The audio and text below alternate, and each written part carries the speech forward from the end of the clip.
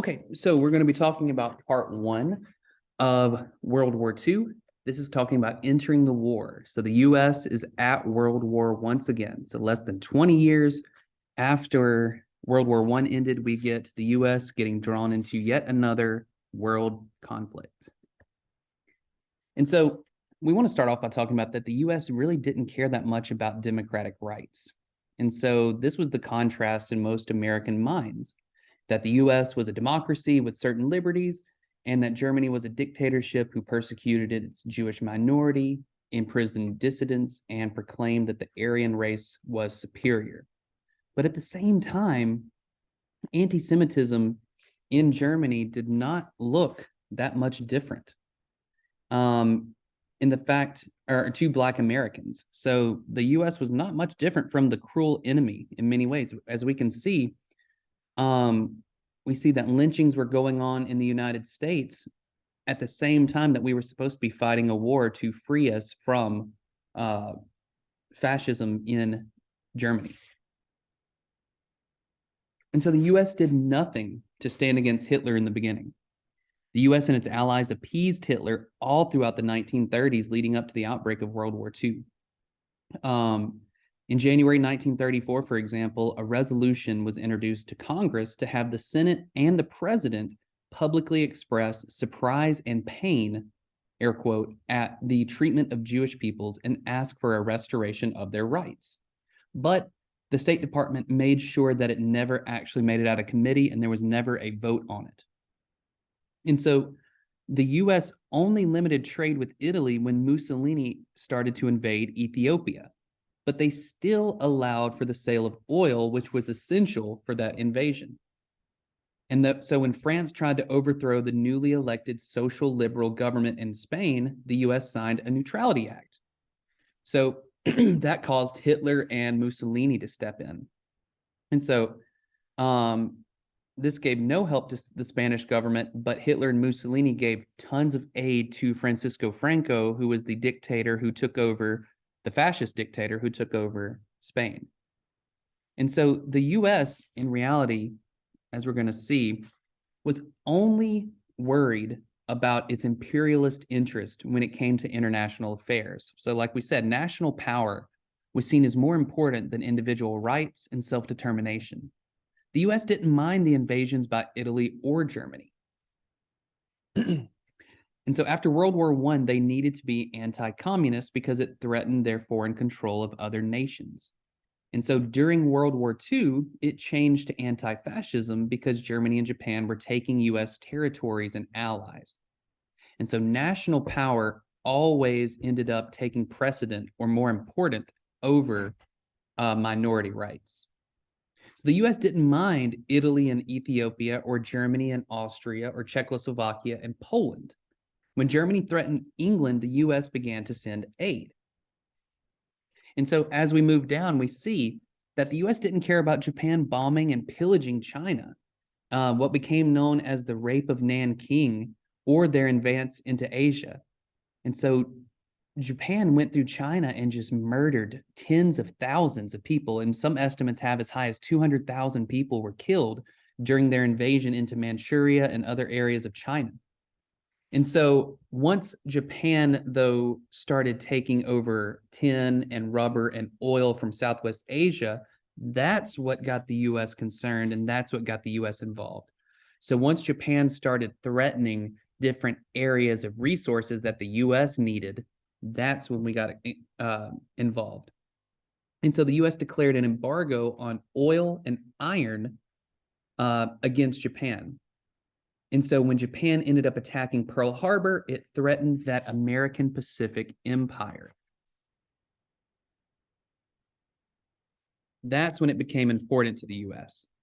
And so the US finally felt the need to fight to protect something, and that was its imperialist power.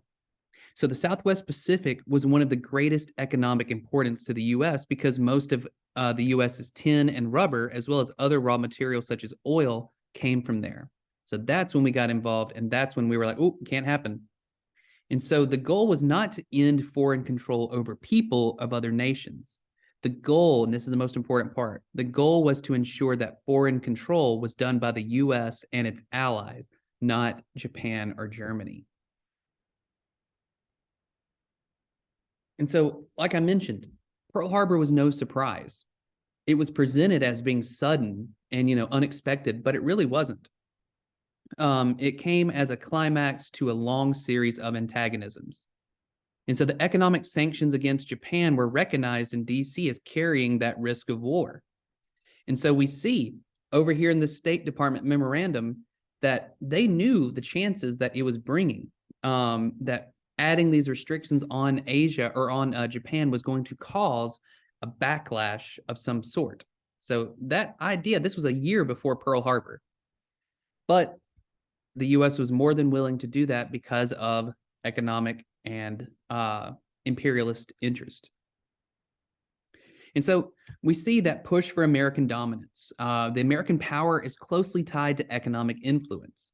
And the US wanted to expand its open door policy from Asia to Europe. So that open door policy, meaning the US having spheres of influence and control and forcing trade in areas, even if they didn't want to.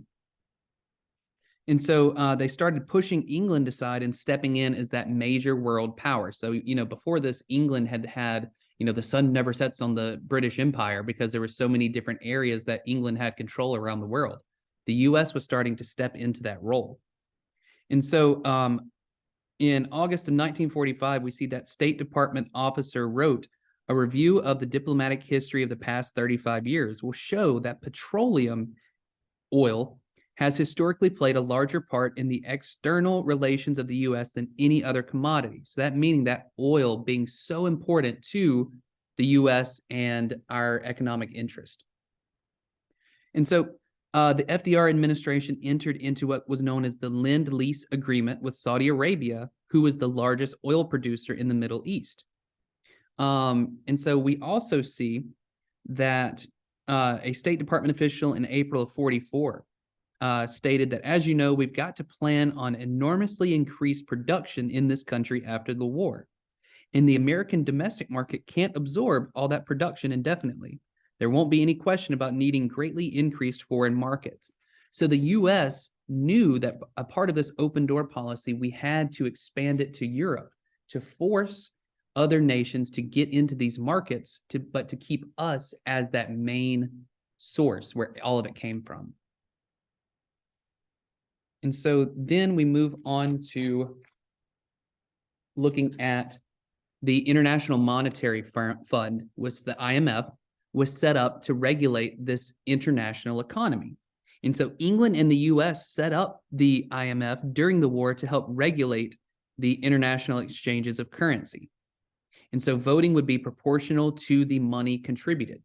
So the more money that a nation contributed to this fund, the more voting power they got. So guess who was in charge? I'll give you two guesses and the first don't count.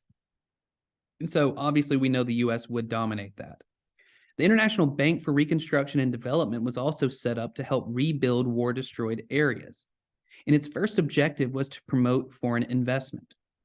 As we see, it said economic assistance is one of the most effective weapons at our disposal to influence European political events in the direction that we desire. That was a US ambassador in 1944.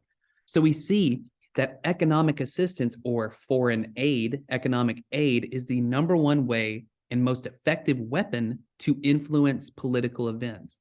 Because we knew that if we had the money, we could influence nations to do whatever we wanted. And we're going to see this play out time and time and time again. So that is the end of the first section of notes. So if you have any questions, let me know.